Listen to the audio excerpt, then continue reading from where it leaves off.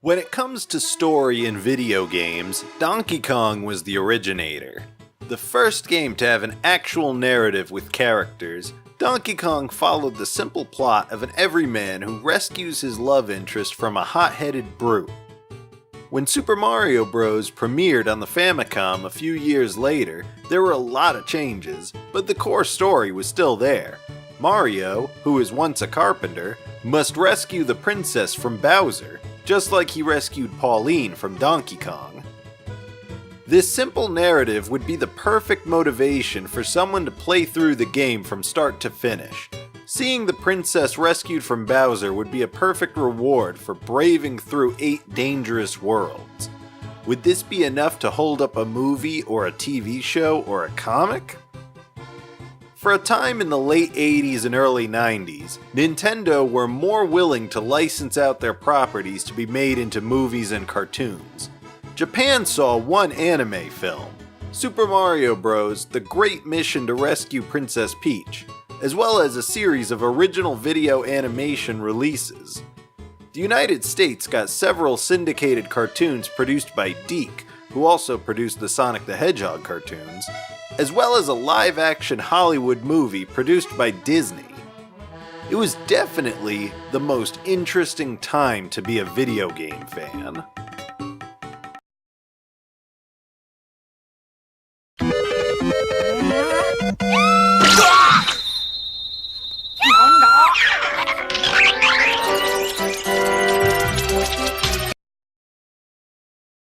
Japan in the mid-1980s was in full-on Mario fever after the success of the Famicom and Super Mario Bros. By 1985, Nintendo was already selling merchandise featuring everyone's favorite mushroom-gobbling plumber. By now, it was only natural to move into film. Being that Nintendo is a Japanese company, it was only natural that they test the waters of media adaptations with an anime film. On July 20th, 1986, Super Mario Bros. The Great Mission to Rescue Princess Peach was released in Japanese theaters. The film was produced by Grouper Productions in collaboration with Nintendo and was released on home video by VAP Video. The movie is an oddity in the Super Mario franchise in that it has never seen any sort of re-release. The movie had a relatively large marketing campaign, including tie-in merchandise and commercials featuring the Mario characters. Despite this, once the initial release window had closed, the film would never be released again. This meant it would never see the light of day outside of Japan and would lead to the film's merchandise being among the more rare Mario-related collectibles. What's interesting about this movie, and what could possibly be the reason behind its suppression, is that it was the first real depiction of the Super Mario characters outside of the video games. Of course, there were commercials, and the animated series Saturday Supercade featured Mario characters. At the time, things weren't set in stone regarding Mario. It wasn't until Super Mario Bros. That establishing canon and lore, as well as defined character designs, would become a priority.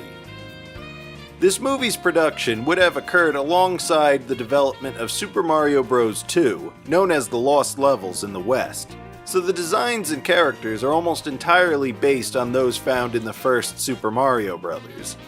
This is the first time we see Luigi as being taller than Mario, and this is also the first time he's presented as a comical sidekick who almost doesn't want to be there. Mario is presented as the typical everyman hero who wants to save the day. Peach is presented in what would become her final design, going against what the American cartoons would be doing with giving her brown hair. Bowser is shown as having a romantic motivation for kidnapping the princess, which is something that wouldn't be shown in the games until later by that point.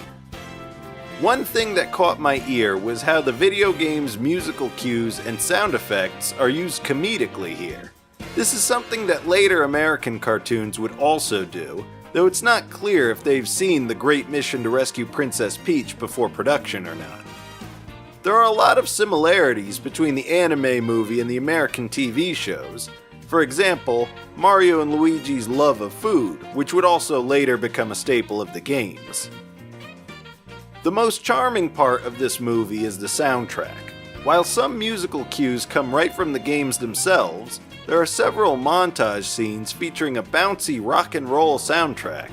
The songs are catchy and infectious. One could easily find themselves humming the tunes hours after hearing them.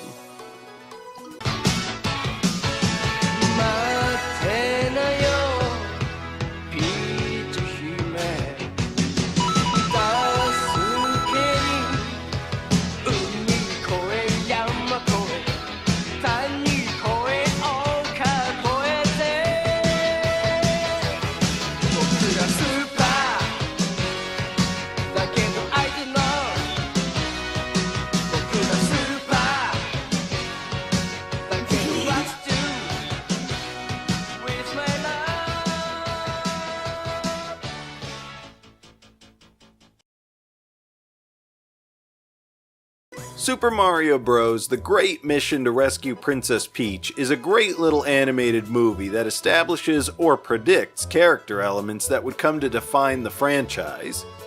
It's a short movie at only an hour long, but it's worth every minute. It's a light-hearted, tongue-in-cheek cartoon that's aware of its video game origins and plays it up for laughs. So, if it's so good, why hasn't Nintendo re-released it? A couple of reasons, with the most obvious being licensing rights. When the movie was produced, Nintendo were still new to success of this scale. It's possible that agreements made when the movie was first thought up would have each company involved hold on to some of the rights. The musicians, the production company, the home video distributor, there's a good chance each of them own a piece of the movie. For Nintendo to wrestle the rights away from them could be a logistical nightmare. Another reason for its lack of international release: cultural references. At the time the movie came out in Japan, anime was just starting out in the West. What little anime was available in the United States was often butchered in the editing room in order to make it appealing to a Western audience. This included any references to Japanese culture. Producers wanted to mask the fact that they were importing foreign shows and movies rather than creating new content.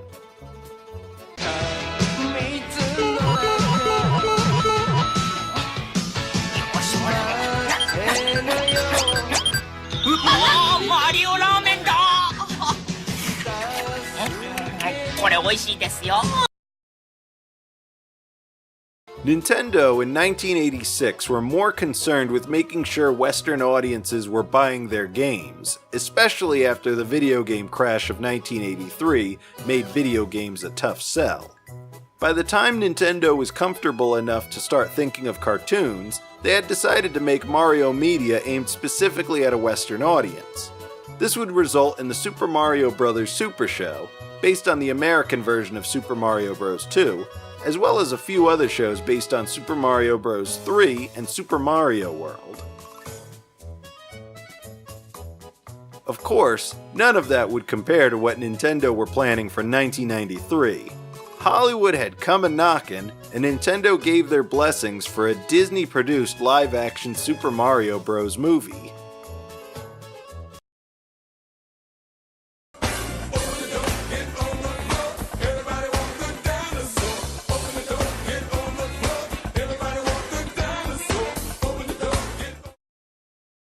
The 1980s were a true golden age of cinema aimed at young audiences.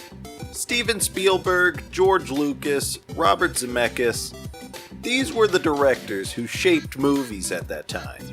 Back to the Future, E.T., The Goonies, Ghostbusters were all hits, but none of them would hold a candle to Tim Burton's Batman.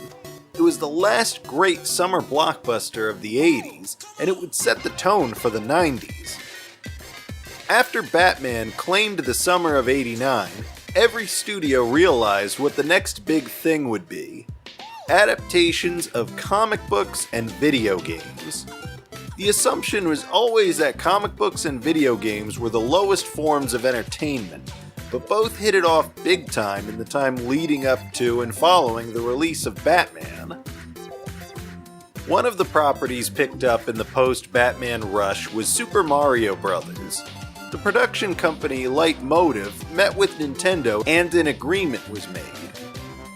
The producers originally wanted Danny DeVito to play Mario, Tom Hanks to play Luigi, and either Arnold Schwarzenegger or Michael Keaton to play Koopa.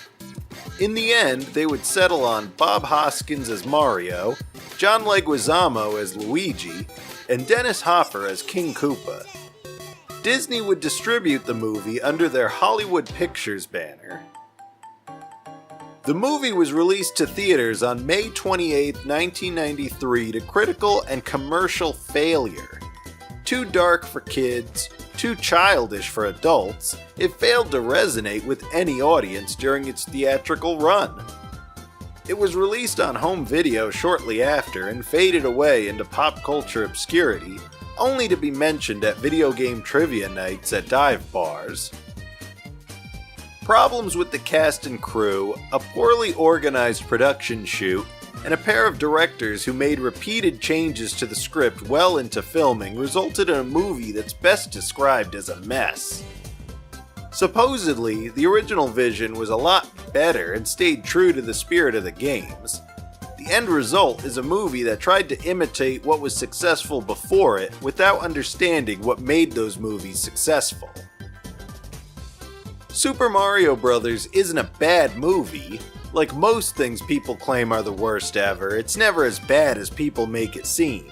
It follows the Mario brothers, Mario and Luigi, who are plumbers in Brooklyn just trying to get by. One day they bump into Daisy, who's a student archaeologist digging for dinosaur bones in Brooklyn. While out to dinner with the Mario brothers, Daisy winds up getting kidnapped by King Koopa's goons, and it's up to Mario and Luigi to save her. The Mario brothers head to Dino Hatton, a parallel cyberpunk dystopia ruled by King Koopa. When the meteor killed out the dinosaurs on Earth, it didn't kill them, but sent them to another world where the dinosaurs would evolve into people. The city is covered in fungus and neon signs, and it feels like a real world with thousands of unique individual stories. Stories that would probably be much more interesting than what this movie ended up as. The cast is legitimately great, there's no denying that. Bob Hoskins, John Leguizamo, and Dennis Hopper are some serious big names in acting, and they delivered solid performances. They're the definition of doing the best we can with what we have to work with. The cast have good chemistry together, possibly due to a mutually shared distaste for the directors. There's also stories about the cast drinking and partying together when they weren't on set. Personally speaking, I always loved Super Mario Bros. I rented the videotape as a kid and watched it every day for a week. It's not a very good movie, it won't ask the important questions and answer them in under 2 hours, but it's an enjoyable flick. It's not very true to the source material, but it references the source material enough for me not to care. It takes the video game storyline and does its own thing with it.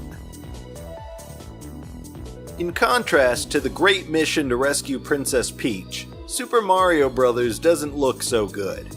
The anime film just had so much more to offer in terms of a coherent plot and a cute, self-aware look, whereas Super Mario Bros. Felt like a much bigger film that fell hard.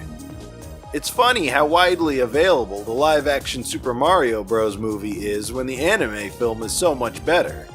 Both movies, however, are great novelty moments in the history of video games, especially the history of Super Mario. It's been 25 years since Nintendo has let anyone adapt their most sacred works, with exceptions for Pokemon and Kirby.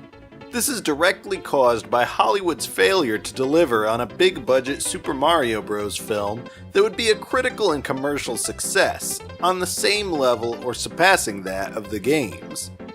Nintendo's philosophy has always been to focus on what they do best, and that's not to say they didn't try.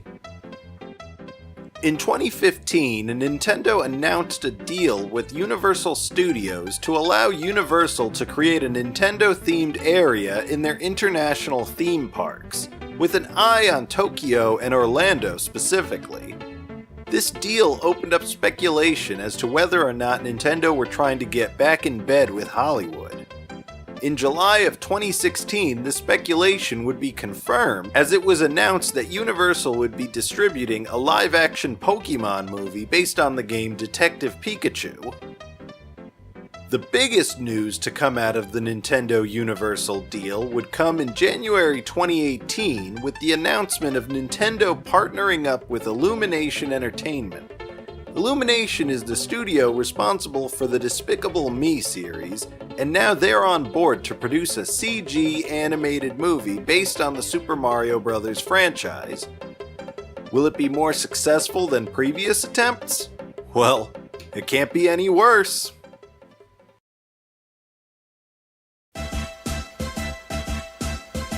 Do the Mario! Swing your arms from side to side. Come on, it's time to go. Do the Mario. Take one step and then again. Let's do the Mario all together now. You got it!